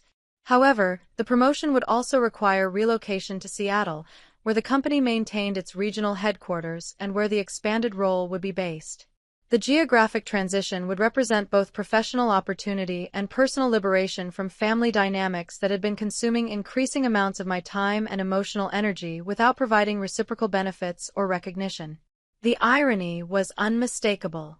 The same organizational skills, strategic thinking capabilities, and willingness to coordinate complex initiatives that had earned professional recognition and advancement opportunities had been systematically exploited within family relationships where these contributions were treated as obligations rather than valuable services deserving appropriate recognition and reciprocal consideration. Within professional contexts, my expertise commanded respect, fair compensation, and collaborative partnerships where all participants contributed according to their capabilities while receiving benefits proportional to their involvement. Within family contexts, these same capabilities have been converted into expectations of unpaid service provision that excluded me from equal participation in the celebrations and relationships I was helping to maintain. The performance evaluation meeting concluded with discussion of timeline expectations for the promotion decision and coordination requirements for potential relocation to Seattle. Sarah expressed confidence in my capabilities and enthusiasm about the value I would contribute to expanded regional responsibilities while acknowledging the personal considerations that would influence my decision-making process. Elena, I want you to know that this promotion reflects recognition of your exceptional professional capabilities and the significant impact you have generated throughout the renewable energy sector, Sarah emphasized as our meeting concluded. The organization values your contributions and is committed to supporting your continued professional development and career advancement. The drive back to my office provided time for reflection on the stark contrast between professional recognition and family exploitation that the performance evaluation had highlighted. Within business contexts, my willingness to coordinate complex initiatives and manage stakeholder relationships was valued precisely because it was voluntary and appropriately compensated. Within family contexts, these same contributions had been gradually transformed into obligations that were expected rather than appreciated. The promotion opportunity represented more than career advancement.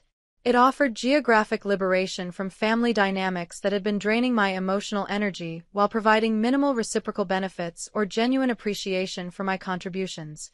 Seattle would provide distance from family members who had grown comfortable with arrangements that benefited their convenience while requiring my sacrifice of time, energy, and equal participation in family relationships.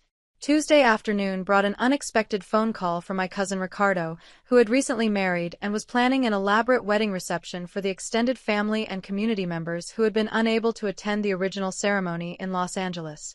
Ricardo's call represented another opportunity to observe family assumptions about my availability for service provision and my willingness to contribute expertise without expecting reciprocal consideration or fair compensation for my time and effort. Elena, I hope you are doing well, Ricardo began, his tone carrying the mixture of warmth and underlying agenda that I had learned to recognize in family communications. Anna and I are planning a reception celebration here in Portland next month, and we were hoping you could help us with some of the coordination and planning activities.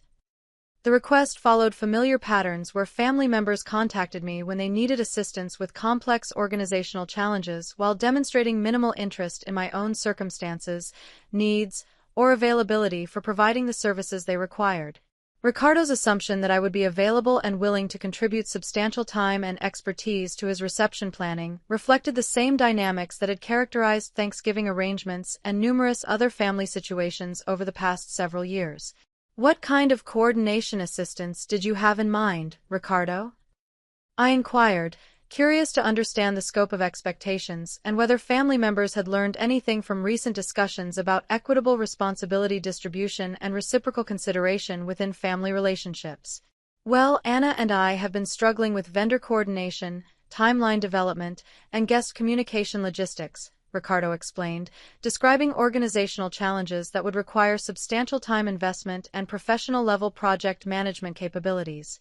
We know you are so skilled at managing complex events, and we were hoping you could handle the coordination details while we focus on the personal and social aspects of the celebration. The request represented classic conversion of my professional capabilities into family service obligations that would exclude me from equal participation in celebration activities, while requiring substantial unpaid labor that would benefit other family members without providing reciprocal advantages or consideration for my time and interests. Ricardo, these coordination activities sound like they would require significant time investment and professional project management expertise, I responded, noting how family members consistently underestimated the complexity and value of services they requested while assuming my availability without offering appropriate compensation or recognition. Elena, you know how much family means to all of us, and this reception is really important for bringing everyone together to celebrate Anna and my marriage, Ricardo replied, employing familiar rhetoric about family obligation and collective benefit that obscured the individual sacrifice that would be required to achieve these collective goals. The conversation continued for approximately 20 minutes, with Ricardo describing elaborate reception plans that would require extensive coordination while assuming that my contributions would be provided without compensation, recognition, or consideration for my own ability to enjoy the celebration I would be helping to orchestrate. His assumptions reflected the same dynamics that had characterized Thanksgiving planning and numerous other family situations where my expertise was valued for its utility, rather than respected as professional capability deserving appropriate recognition and fair treatment. Ricardo, I need to think about this request and consider my availability and capacity for taking on additional project management responsibilities, I responded, introducing the novel concept that my time and expertise had value that required consideration rather than being automatically available for family consumption without reciprocal benefit or acknowledgement. The phone call concluded with Ricardo expressing surprise about my hesitation to provide immediate assistance, demonstrating how thoroughly family members had internalized assumptions about my availability and willingness to sacrifice my time and energy for their convenience and benefit. His reaction revealed that family members had not examined the equity or sustainability of arrangements that systematically benefited their interests while requiring my unpaid service provision. Wednesday morning brought clarity about the decision regarding the Seattle promotion opportunity. The geographic distance would provide liberation from family dynamics that had been consuming increasing amounts of my emotional energy while offering minimal reciprocal benefits or genuine appreciation for my contributions. The professional advancement would also represent validation of capabilities that had been systematically exploited within family contexts rather than recognized and fairly compensated. The decision to accept the promotion and relocate to Seattle would require careful consideration of timing and communication strategies that would establish new boundaries with family members while avoiding unnecessary conflict or emotional manipulation designed to maintain existing arrangements that benefited their convenience at my expense. The promotion opportunity had emerged at precisely the time when I was developing enhanced understanding of family dynamics and commitment to establishing equitable relationships based on mutual respect rather than service provision. The timing suggested that professional advancement and personal liberation could be achieved simultaneously through strategic decisions that honored my capabilities while protecting my well-being and interests. Thursday evening provided an opportunity to discuss the promotion opportunity with my friend Jennifer Walsh, who had transitioned from her role as my professional assistant to pursue graduate studies in environmental policy development. Jennifer possessed valuable perspective on career advancement decisions and had observed my professional development over the 18 months we had worked together closely. Elena, this promotion represents recognition of your exceptional capabilities and the significant impact you have generated throughout the renewable energy sector, Jennifer observed during our conversation at a coffee shop in the Pearl District. Seattle would provide expanded opportunities for professional development while allowing you to focus on work that aligns with your values and long-term career objectives. Jennifer's perspective was particularly valuable because she had witnessed my professional effectiveness and strategic thinking capabilities while also observing the increasing stress I had been experiencing related to family obligations and expectations that seemed to consume substantial emotional energy without providing reciprocal benefits or satisfaction. I have noticed that family relationships have been requiring more of your time and attention recently, and I wonder whether geographic distance might provide opportunities for establishing healthier boundaries while maintaining meaningful connections with family members who demonstrate genuine respect and consideration for your well-being, Jennifer continued, acknowledging dynamics that had been affecting my professional focus and personal satisfaction. The conversation with Jennifer reinforced my understanding that accepting the Seattle promotion would represent strategic alignment of professional advancement with personal liberation from exploitative family dynamics.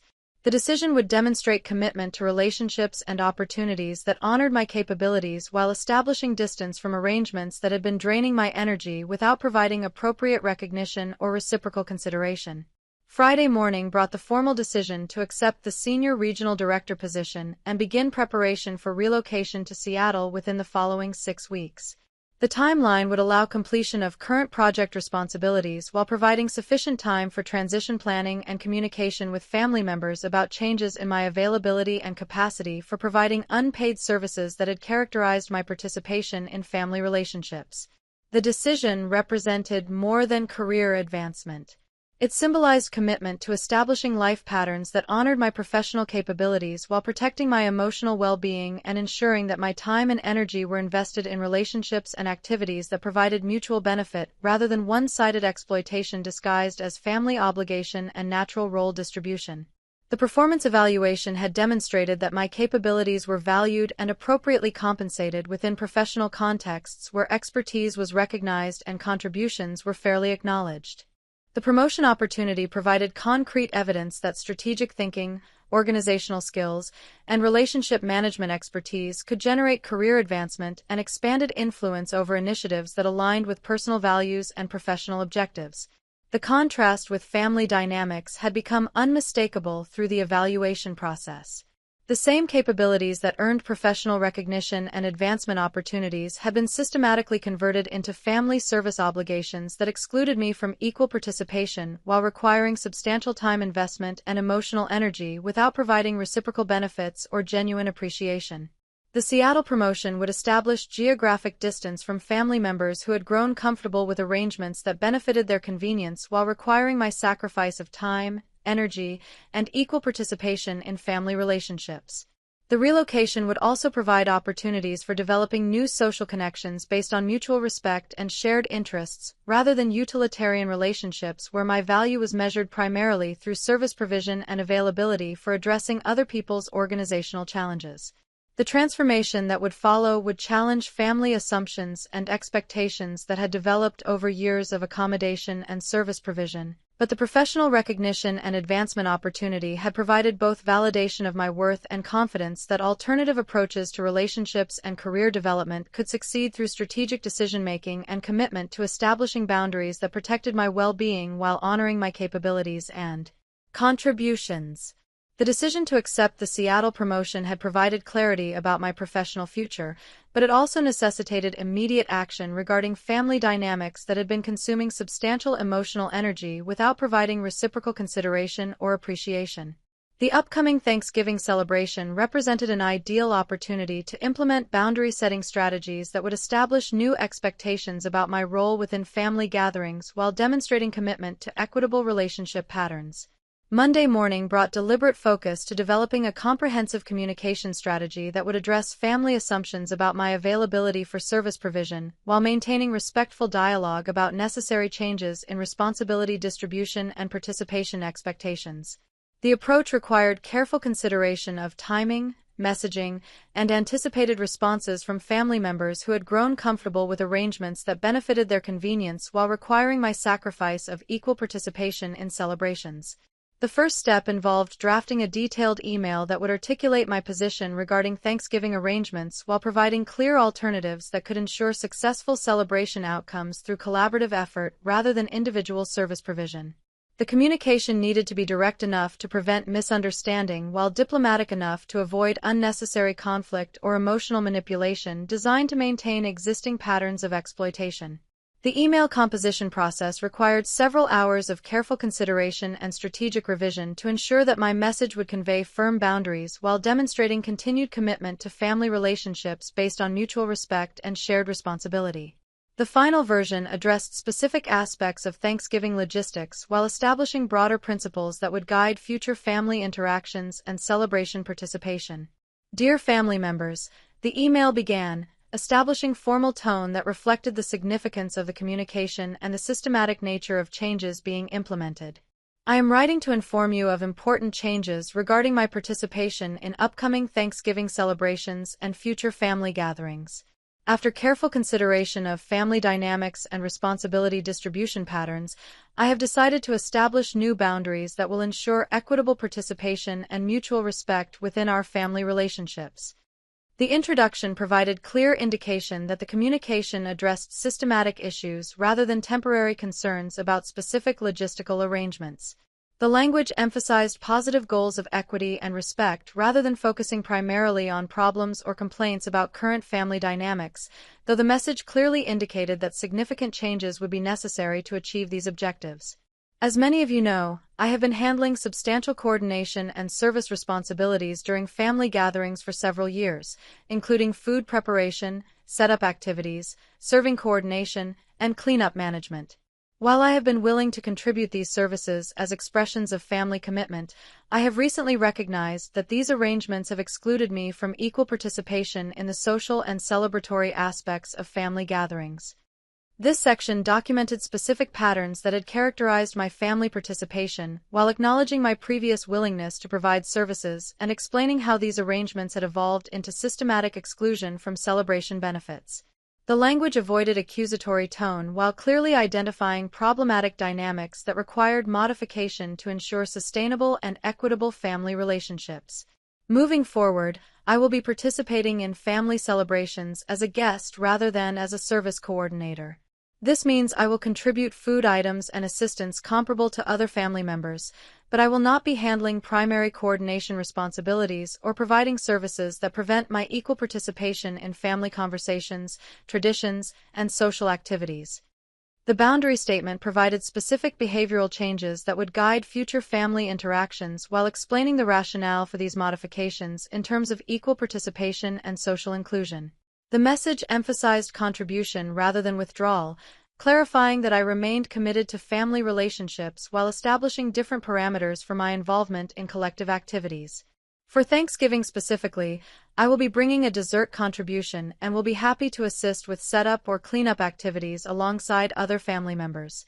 However, I will not be handling food preparation coordination, serving management, or primary responsibility for ensuring that celebration logistics proceed smoothly. These responsibilities will need to be distributed among family members who wish to ensure successful gathering outcomes. The Thanksgiving section provided concrete examples of how boundary implementation would affect immediate celebration planning, while offering specific contributions that demonstrated continued commitment to family success. The message clearly indicated that celebration coordination would require collective effort rather than individual sacrifice while maintaining positive tone about collaborative possibilities. I want to emphasize that these changes reflect my desire to strengthen family relationships through more equitable participation patterns rather than any reduction in my commitment to family connections. I believe that shared responsibility for family gathering success will create opportunities for enhanced collaboration and mutual appreciation among all family members. The conclusion reinforced positive motivations for boundary establishment while expressing optimism about improved family dynamics that could result from more equitable responsibility distribution. The language emphasized strengthening rather than weakening family relationships while clearly indicating that changes were necessary to achieve these objectives. The email was sent to all family members simultaneously to ensure consistent communication and prevent selective information sharing that might create confusion or enable resistance strategies based on incomplete understanding of the changes being implemented. The timing was strategically planned for Tuesday morning to allow adequate processing time before anticipated family responses while providing sufficient advance notice for Thanksgiving coordination adjustments. The initial family responses arrived within hours of email distribution and revealed patterns that aligned closely with my expectations based on previous conversations about family dynamics and responsibility distribution. The reactions demonstrated how thoroughly family members had internalized assumptions about my availability for service provision, while revealing varying levels of awareness regarding the equity and sustainability of existing arrangements. My mother responded first, with a phone call that arrived at my office during early afternoon and carried the tone of measured concern that typically preceded attempts to negotiate modifications to decisions I had made regarding family participation or boundary establishment. Elena, I received your email about Thanksgiving arrangements, and I wanted to discuss some concerns about the changes you are proposing, she began, employing language that framed my boundary setting as proposals rather than decisions while positioning herself as reasonable decision-maker evaluating practical considerations. What concerns do you have, Mom? I responded, anticipating familiar strategies designed to minimize the significance of my boundary establishment while emphasizing practical difficulties that could result from changes in family gathering coordination approaches. Well, I think you may not have fully considered how challenging it will be to coordinate Thanksgiving dinner for 25 people without someone taking primary responsibility for ensuring that everything proceeds smoothly, she explained, presenting logistical complexity as justification for maintaining arrangements that required my service provision while excluding me from equal celebration participation. The conversation continued for approximately 30 minutes, with my mother employing various rhetorical strategies designed to convince me that boundary establishment would create practical problems while avoiding acknowledgement of equity issues or consideration of alternative coordination approaches that could achieve successful celebration outcomes through collaborative effort rather than individual sacrifice. She emphasized the importance of family harmony during holiday celebrations, suggested that my boundary setting reflected unrealistic expectations about large gathering logistics, and implied that my professional success had created distance from family values and practical realities that govern successful family relationship maintenance. Mom, I understand that coordinating large family gatherings involves complexity, but that complexity does not justify expecting one family member to sacrifice equal participation while everyone else enjoys the celebration, I responded, maintaining focus on equity principles while acknowledging legitimate coordination challenges. Elena, nobody is asking you to sacrifice anything. We all appreciate your contributions, and everyone recognizes how much you do to make these gatherings successful, she replied, employing familiar rhetoric that reframed exploitation as appreciation while avoiding commitment to modifying arrangements that benefited other family members at my expense. The conversation revealed that my mother had no intention of examining family dynamics or considering alternative approaches to celebration coordination that would ensure equitable participation for all family members. Her primary objective appeared to be convincing me to withdraw boundary-setting decisions while maintaining existing arrangements that had proven convenient and beneficial for family members who preferred to participate as guests rather than contributors to celebration logistics. Wednesday afternoon brought a phone call from my sister Patricia, whose response reflected similar patterns of resistance to boundary establishment while employing different rhetorical strategies designed to generate guilt about potential impacts on family relationships and celebration outcomes. Elena, I am really concerned about your email regarding Thanksgiving arrangements, Patricia began, her tone carrying emotional intensity that suggested personal investment in maintaining existing family dynamics rather than objective consideration of equity issues or practical coordination alternatives. What aspects of the email concern you, Patricia? I inquired, curious to understand whether her response would acknowledge equity considerations or focus primarily on defending arrangements that had benefited her participation while requiring my service provision. I think you are being unrealistic about what it takes to make family gatherings successful, and I am worried that your demands for changes will create conflict and stress that will ruin Thanksgiving for everyone, she explained, framing boundary establishment as demands rather than necessary adjustments while positioning family harmony as responsibility that I would bear if celebration outcomes were compromised. Patricia's response revealed classic manipulation strategies designed to transfer responsibility for family dysfunction onto the person establishing boundaries, rather than examining the dynamics that had necessitated boundary implementation. Her language suggested that maintaining exploitative arrangements was essential for family harmony, while portraying resistance to exploitation as threats to collective well-being. Patricia, I am not making demands. I am establishing boundaries that will allow me to participate in family celebrations as an equal family member rather than as unpaid service staff, I clarified, maintaining focus on participation equity while avoiding engagement with guilt-inducing rhetoric designed to discourage boundary maintenance.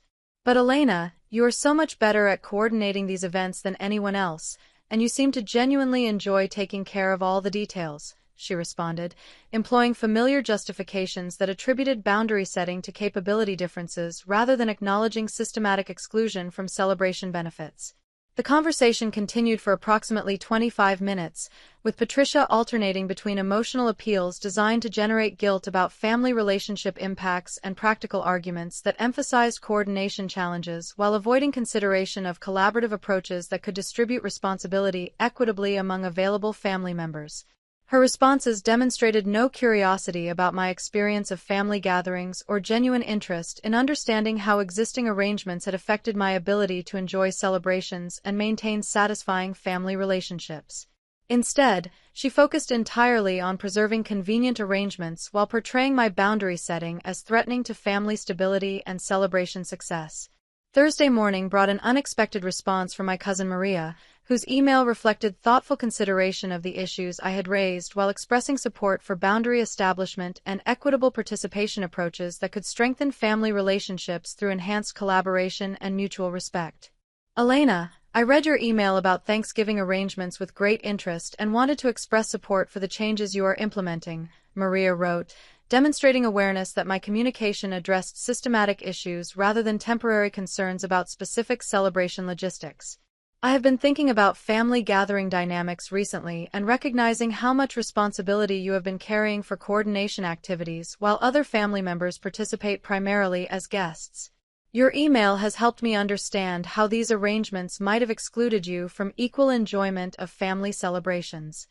Maria's response represented the first family validation I had received for boundary-setting decisions and equity concerns regarding family gathering participation patterns. Her acknowledgement of responsibility distribution imbalances provided hope that some family members might be willing to examine current dynamics and contribute to establishing more equitable celebration approaches. I would like to contribute more substantially to Thanksgiving coordination and am willing to handle specific aspects of food preparation or setup activities that would support successful celebration outcomes while ensuring that responsibility is distributed more fairly among family members, she continued, offering concrete assistance that aligned with collaborative principles rather than service provision expectations. The email concluded with Maria expressing appreciation for my willingness to address family dynamics that had been developing gradually over several years and indicating enthusiasm about opportunities for enhanced family collaboration that could result from more equitable responsibility distribution and participation patterns. Maria's supportive response provided evidence that boundary establishment could generate positive family relationship changes when family members were willing to examine existing dynamics and commit to establishing more respectful and collaborative approaches to collective activities and shared responsibilities. Friday afternoon brought the most challenging family response when my uncle Roberto called to express strong disapproval of boundary-setting decisions and family gathering changes that he perceived as threatening to traditional family values and established celebration patterns that had characterized Rodriguez family relationships for decades. Elena, I am very disappointed about your email regarding Thanksgiving arrangements and the changes you are demanding from family members, Roberto began, his tone carrying authority that reflected his status as senior family member and his expectation that family hierarchy should influence decision-making about celebration coordination and responsibility distribution. These family gatherings have been organized successfully for many years using approaches that honor family traditions and ensure that everyone can enjoy themselves during important celebrations. Your demands for changes seem motivated by selfish concerns rather than consideration for family harmony and collective well-being. Roberto's response revealed how boundary establishment could be perceived as threats to family authority structures and traditional role distributions that had benefited certain family members while requiring sacrifice from others. His language suggested that questioning existing arrangements represented rejection of family values rather than pursuit of equity and mutual respect within family relationships. The conversation continued for approximately 40 minutes, with Roberto employing various strategies designed to discourage boundary maintenance while emphasizing family obligation, traditional role expectations, and collective responsibility that I should bear for ensuring celebration success through continued service provision and coordination sacrifice. His responses demonstrated complete absence of curiosity about equity considerations or awareness that existing arrangements had systematically excluded me from equal participation while benefiting other family members who preferred guest status rather than coordination responsibility. Instead, he focused entirely on preserving traditional patterns while portraying boundary establishment as evidence of selfishness and rejection of family commitment. The week of family responses to boundary-setting communication had revealed patterns that aligned closely with expectations based on previous conversations about family dynamics and responsibility distribution. Most family members had demonstrated resistance to changes that would require them to assume greater responsibility for celebration coordination, while providing me with opportunities for equal participation in family gatherings. However, the supportive response from Maria and the geographical perspective from Miguel provided evidence that some family members recognized equity issues and were willing to contribute to establishing more collaborative approaches to family celebration coordination and shared responsibility distribution. The mixed family responses reinforced understanding that boundary establishment would require sustained commitment and persistence rather than immediate acceptance or voluntary modification of convenient arrangements that had benefited multiple family members while requiring my systematic sacrifice of equal participation and celebration enjoyment. The following weeks would provide opportunities to implement boundary-setting decisions through practical actions rather than continued negotiation or accommodation of resistance strategies designed to maintain exploitative dynamics while appearing to consider equity concerns and collaborative alternatives to existing family gathering coordination approaches. Up next, you've got two more standout stories right on your screen. If this one hit the mark, you won't want to pass these up. Just click and check them out. And don't forget to subscribe and turn on the notification bell so you don't miss any upload from us.